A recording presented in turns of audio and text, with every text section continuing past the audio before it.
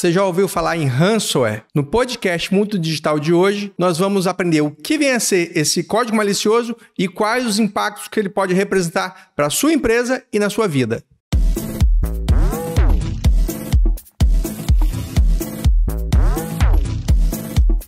Olá, estamos aqui com mais uma edição do podcast Mundo Digital. Hoje nós vamos conversar com o consultor em segurança da informação, Diego Duarte. Diego está aqui e vai falar para a gente tudo sobre ransomware, qual o impacto que ele pode causar na sua organização e na sua vida pessoal e profissional. Diego, queria agradecer por você ter aceito aí o convite para participar do podcast Mundo Digital. O prazer é meu, Eduardo. Eu que agradeço, né? Eu acho um tema muito relevante da gente estar explorando.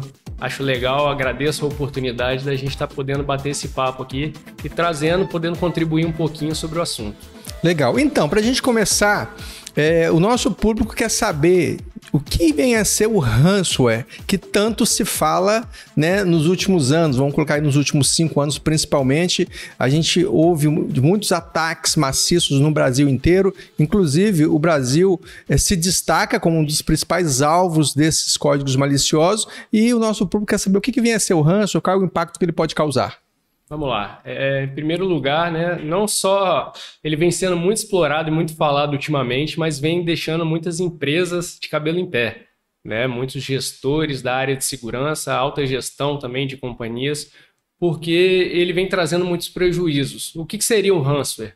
O ransomware nada mais é do que um tipo de malware, popularmente conhecido como vírus, né? Então a gente tem aí dentro dos malwares, dos grupos de malwares de vírus existentes, no mundo digital, no mundo da informática, da internet, falando a grosso modo, o ransomware é um dos tipos de malware, um dos tipos de vírus. E, na verdade, ele se divide em 2 tipos, né? Ele tem o locker, que é o ransomware de bloqueio, onde ele faz com que você não consiga acessar mais a máquina. Ele acessa, então, uma máquina, ele acessa um sistema e bloqueia. Bloqueia esse sistema, você não bloqueia de que acessar. Forma? Existe esse de bloqueio, ele impede que você consiga se conectar. Ele utiliza criptografia? Criptografia. E tem o outro tipo, o ransomware, que é o cripto, né? Que é criptografia. Ele faz o que? Ele criptografa todos os seus arquivos e você não consegue explorar ele e abrir ali para Isso para uma empresa deve ser trágico, né? Trágico, né? Se pensando em modo que hoje, principalmente nos dias atuais, onde tudo está sendo digitalizado, onde nós temos processos, operações, tudo no meio digital, você poder criptografar e parar uma operação, isso gera um impacto enorme financeiro e até de reputação, né, para a empresa. E qual o objetivo de um atacante que utiliza esse código malicioso, o ransomware? O principal objetivo é fazer o sequestro de dados, né? Sequestro de dados importantes da empresa, da instituição, da administração pública, onde você vai ficar lesado e vai ficar na mão do atacante ali, no caso do criminoso, né? Porque você precisa desses dados para estar trabalhando, claro, para estar a operação rodando. E o que eles fazem? Assim que eles sequestram esses dados, criptografam, você não consegue o acesso, eles te solicitam um resgate, né? E normalmente em criptomoedas, né? Onde a gente não consegue ter um lastro de onde vai fazer essa transação. Então aí eles praticam uma extorsão, né? Eles vão bloquear os seus dados para te extorquir e só vão devolver se você fizer mediante pagamento de um resgate que é baseado em criptomoedas, né? Perfeitamente. E hoje em dia está havendo também uma dupla extorsão. O que seria isso? Além de criptografar, tipo de solicitar resgate e você está pagando, eles ainda comercializam esses dados na Deep Dark Web. Então, é uma forma aí de dupla extorsão que você pode estar sendo lesado 2 vezes. Sim, né? Sim. Porque, além de tudo, não garante que você pagando resgate, e a gente, como consultor de segurança, não indica o pagamento de resgate, nunca faça isso. Sempre procure as autoridades competentes, né? As polícias civis. Então, o recomendado é nunca pagar o resgate. Nunca pagar o resgate. Sempre entrar em contato de imediato com autoridades, né, responsáveis, com especialistas de segurança, para a gente poder tentar estancar esse ataque, paralisar esse ataque e controlar ele de uma forma para a gente poder remediar. Perfeito. E tem outro viés, né, Diego? Você falou aí dos dois impactos, que seria de não ter o acesso, a empresa, a organização não ter mais o acesso aos dados, e também a questão de estar vendendo esses dados na internet. tem outro viés, a questão da LGPD, Lei Geral de Proteção de Dados Pessoais. Imagina só, né, um banco de dados com milhões de clientes, né, que praticam, por exemplo, o comércio eletrônico, e esses criminosos divulgando esses dados. Isso é um incidente, né? É uma violação à Lei Geral de Proteção de Dados, e tem as multas que podem chegar até 50 milhões de reais se essa multa for aplicada lá pela Autoridade Nacional de Proteção de Dados. Gostaríamos de falar que você falasse para a gente se tem alguns casos assim notórios no Brasil de repercussão em relação a esses ataques. Vamos citar aqui alguns casos já, né, que saíram até na mídia, porque tiveram respostas ao incidente também. Alguns casos de grandes empresas multinacionais, como a Renner, foi uma. Só em 2021, vou citar 3 para você. A Renner ficou parada quase uma semana, não foi? Parada uma semana. Impossibilidade de vender online. A operação digital dela ficou totalmente parada. Quanto que isso não impacta, né? Com certeza. Financeiramente e na reputação. Porque aí se você perde também valor de mercado. Sim, né, exatamente. Quer dizer, tem uma marca frágil. Tem impacto na operação e no valor de mercado, né, nas ações. Americanas também, em fevereiro de 2022, as lojas americanas também sofreram um ataque, e foi o ransomware também, nesse código malicioso. O ransomware também malicioso, onde, mais uma vez, eles conseguiram derrubar, né, todo o sistema deles operacional ali na internet, e eles ficaram fora do ar por um tempo. Outro caso relevante, e esse que envolveu um valor significativo, foi da JBS. Né? A empresa ela sofreu um ataque de ransomware, onde foram solicitados ali um resgate para descriptografar, para poder liberar a chave, eles terem acesso, né, a esses arquivos novamente, a voltar a operação deles a funcionar. Foi solicitado um resgate e eles pagaram cerca de 11 milhões de dólares. O equivalente é em bitcoins, mas equivale a 11 milhões de dólares e foi pago. Foi pago. Então a gente vê a relevância, né, de você estar sendo ali monitorando, estar protegendo, cuidando dessa área que hoje em dia os criminosos atuam de uma forma muito mais incisiva, né? E ali é uma forma muito mais fácil deles se esconderem por trás de uma rede, por trás de uma tela, e tá, às vezes, conseguindo movimentar valores exorbitantes, né?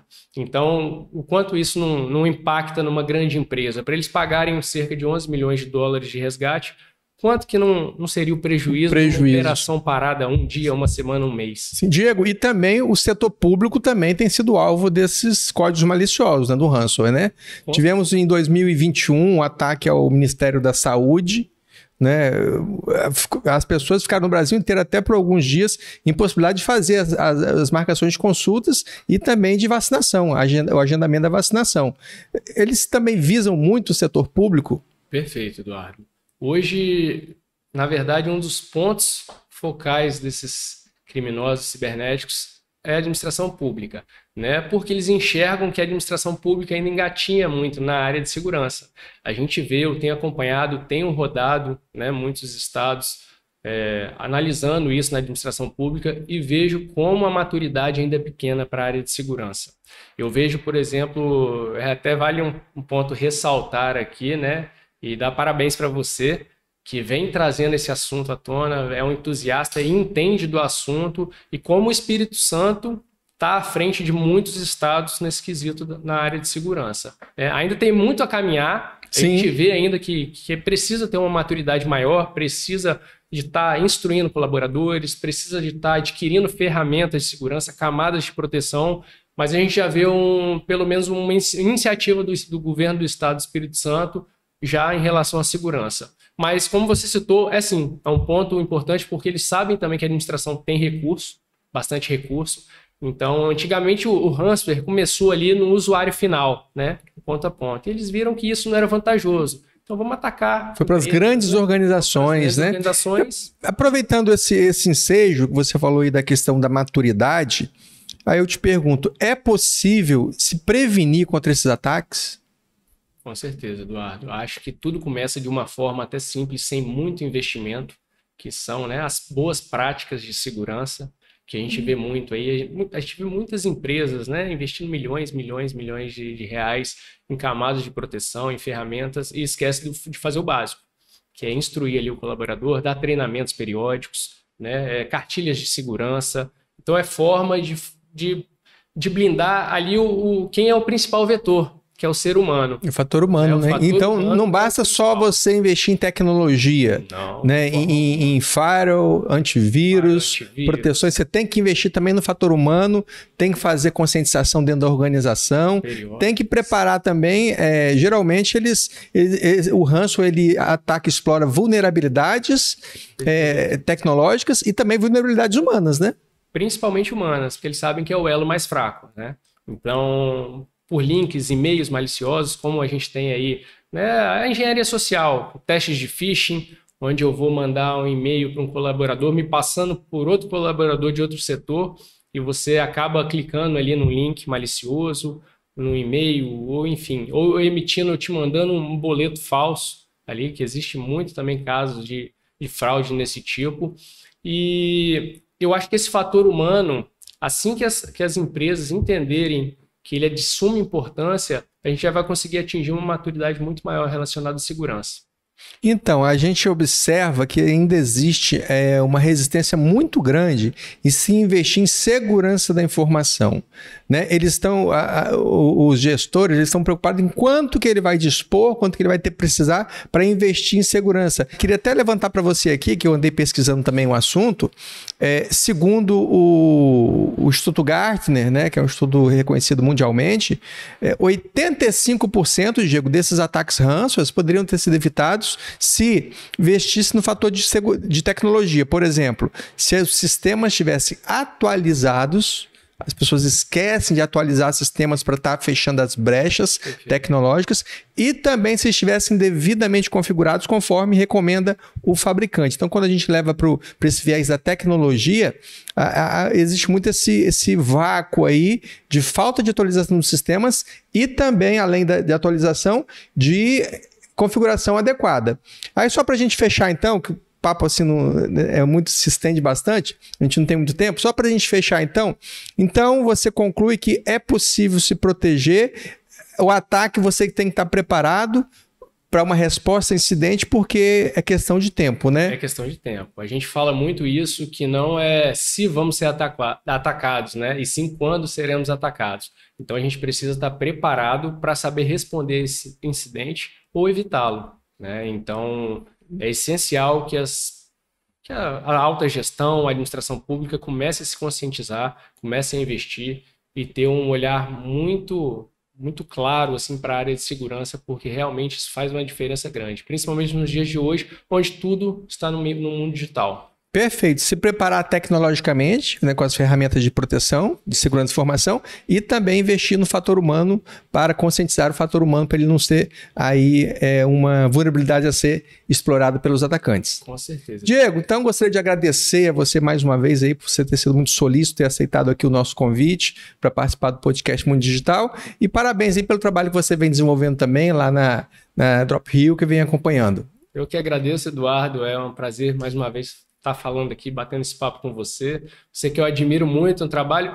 Eu pesquiso muito, né, sobre os trabalhos aí. Eu sei que o Eduardo foi um dos pioneiros aí que trouxe a Delegacia de Crimes Cibernéticos para o Espírito Santo por volta dos anos 2000. Ano 2000, Nurecel, Núcleo de Repressão aos Crimes Eletrônicos. Então, sou pioneiro lá no ano 2000. Não é só um entusiasta, além do entusiasta, é um grande profissional aí da área que vem ajudando muito o governo do Estado. Obrigado, Diego. Obrigado por sua presença aqui hoje. Eu que agradeço. Então, depois desse bate-papo super tecnológico, quero convidar vocês para acompanhar esse episódio e outros no portal do Tribuna Online, no canal do YouTube e também nos principais tocadores de podcast. Até a próxima!